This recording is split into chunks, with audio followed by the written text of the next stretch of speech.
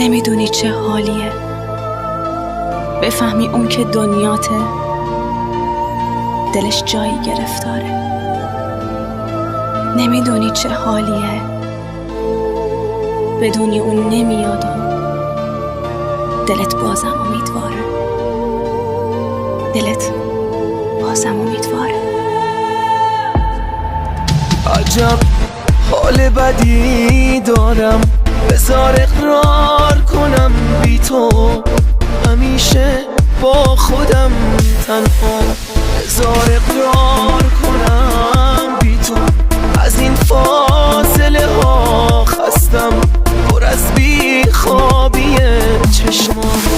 نمیدونی چه حالیه بفهمی اون که دنیاته دلش جایی گرفتاره.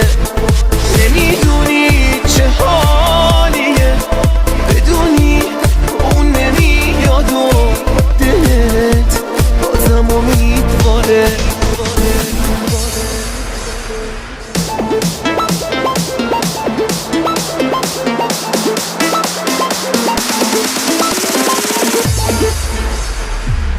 مهم نیست من کجا هستم، مهم اینه که تو رفتی.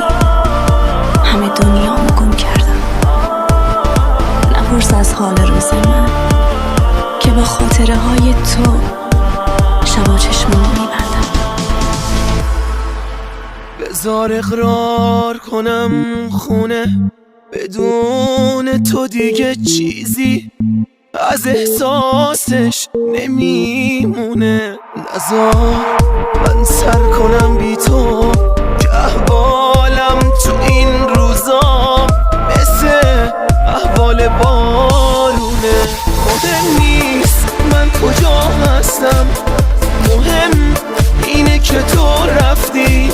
همه دنیامو گم کردم.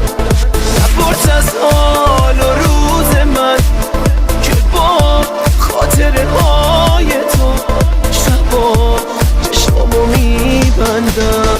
نمیدونی چه حالیه بفهمی اون که دنیاته دلش جایی گرفتاره. نمیدونی چه حالیه بدونی اون نمیاد و دلت بازم امیدواره. امید علومی و سحر قریشی. تنظیم الیاس شیرزاد.